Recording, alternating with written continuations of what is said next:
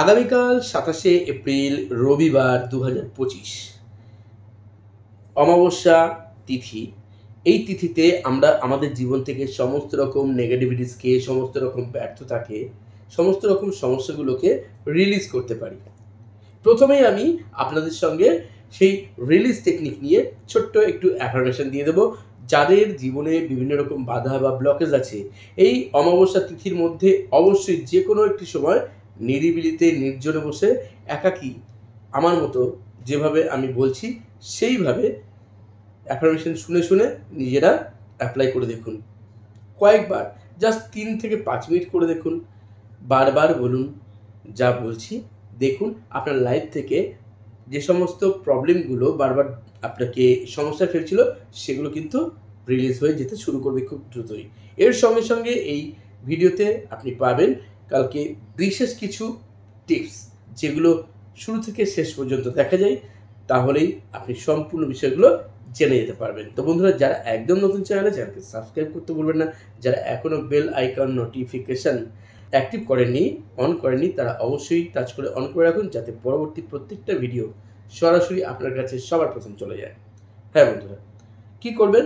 আপনি অমাবস্যা তিথির মধ্যে আপনি ঘরে হোক, আপনার বাড়ির ছাদে হোক বা ফাঁকা কোনো জায়গায় যেখানে কেউ বিরক্ত করবে না, হাত দুটোকে ঠিক এইভাবে নিন, যে কোনো আসনে বসুন আর এইভাবে হাত দুটোকে বুকের সঙ্গে টাচ করুন। এবার বলতে শুরু করুন, হে ইউনিভার্স, আমি তোমার কৃপাতে অত্যন্ত সমৃদ্ধ, সচ্ছল ও শান্তিপূর্ণ জীবনযাপন করছি। আমি খুব ভালো আছি। হে ইউনিভার্স, আমার জীবন থেকে সমস্ত রকম নেগেটিভিটিস, যন্ত্রণা, ব্যথা, বেদনা, দুঃখ, কষ্ট সমস্ত কিছু এই মুহূর্ত থেকে আমি বিদায় দিচ্ছি। আমি খুব ভালো আছি। আমার কর্মে আমি সফল হচ্ছি প্রত্যেকটা মুহূর্তে। আমার জীবনে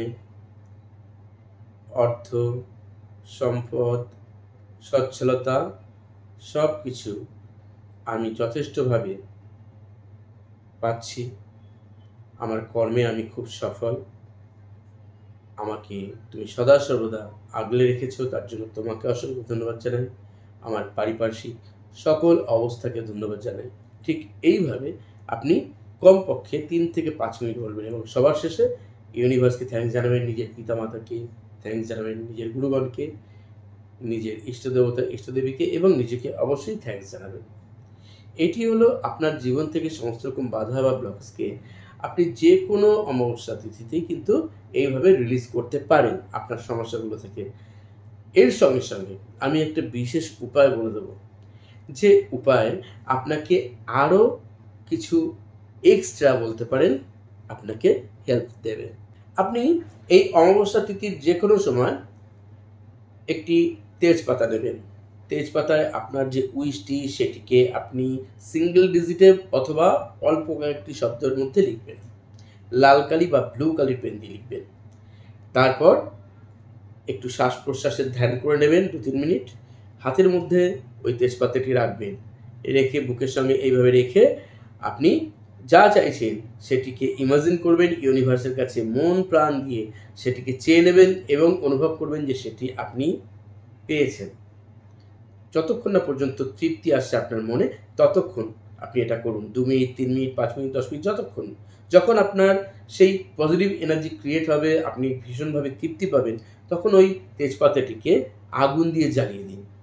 ছাই হয়ে গেলে আপনি ফু দিয়ে উড়িয়ে দিন, ইউনিভার্সকে থ্যাঙ্কস জানিয়ে লেটস গো করে দিন, ভুলে যান যে আপনি কি করেছিলেন। দেখুন দারুণ রেজাল্ট এতেও পাবেন। খুব তাড়াতাড়ি আপনার উইশ ফুলফিলমেন্ট হবে। যাদের ব্যবসা বাণিজ্যে সমস্যা রয়েছে, অর্থনৈতিক দিক থেকে একটু চেপে গেছেন, তাদের জন্য ছোট্ট একটা উপায় বলে দিই। আপনার ঈশান কোণ বাড়ির, মানে ঘরের ধরুন ঈশান কোণ রয়েছে, সেই ঈশান কোণে অর্থাৎ উত্তর পূর্ব কোণে সন্ধেবেলায় অথবা এই অমাবস্যা তিথির যে কোনো সময় একটি প্রদীপে ঘি দিন, তার মধ্যে একটু কেশর, 3টে লবঙ্গ, একটু কর্পূর দিয়ে দিন।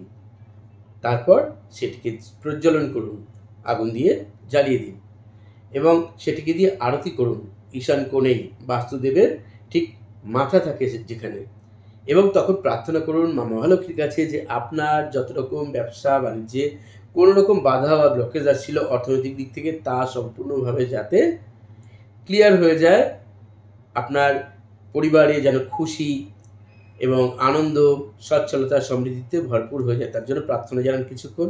আবার প্রদীপটিকে ওখানে রেখে জ্বলতে দিন, যতক্ষণ না পর্যন্ত ও নিজে নিজে নিভে যায়, কিছু করতে হবে না, ব্যাস এইটুকুই। পরের দিন ওই প্রদীপটিকে কোনো জলাশয় বা গাছের তলায় রেখে আসুন।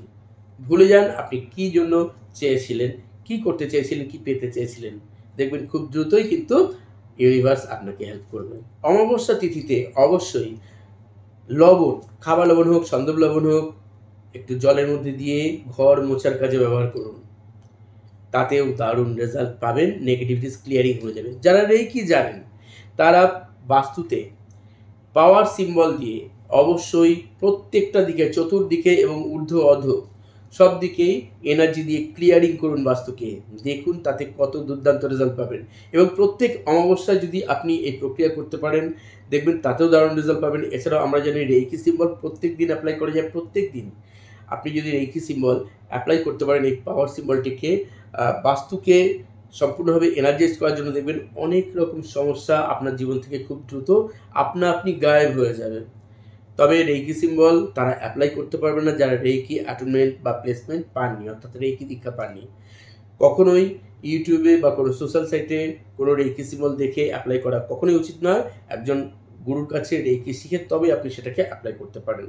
এছাড়াও যদি শরীর ও মনে সুস্থ থাকতে চান, ভালো থাকতে চান, তাহলে বছরের সারা বছরই কিন্তু আপনারা রেকি শেখার পর প্র্যাকটিস করতে পারেন। কিন্তু এই অমাবস্যা, পূর্ণিমা, বিশেষ তিথিগুলোতে আমরা লামাফেরা করি অথবা অ্যাঞ্জেল থেরাপি বা ক্রিস্টাল ডাউজিং, যে যেটা শিখেছেন অবশ্যই ভালোভাবে প্র্যাকটিস করুন, নিজের নেগেটিভ এনার্জিকে রিলিজ করুন, ইউনিভার্সকে ধন্যবাদ জানান, তার কাছে কৃপা চান যাতে আপনাকে সদা সর্বদা সুরক্ষিত রাখে। তো বন্ধুরা, আজ চলি তবে। যারা রেকি ক্লাস করতে চাইছেন অনলাইন, অফলাইন, বা আমার কাছে নিচে দেওয়া আছে আমি কী কী ক্লাস করাই, যারা শিখতে চাইছেন আমাকে হোয়াটসঅ্যাপে মেসেজ করতে পারেন বা ফোন করতে পারেন, অথবা আপনারা যেখানে আপনাদের এনার্জি টানবে সেখানেও রেকি শিখতে পারেন বা অন্য কোনো সাবজেক্ট শিখতে পারেন, কিন্তু যেখানে শিখবেন সঠিকভাবে, সঠিক পদ্ধতিতে শিখবেন, সারা বছর যেখানে হেল্প পাবেন। সবাই সুস্থ থাকুন, ভালো থাকুন। আজ চলি তবে, ধন্যবাদ।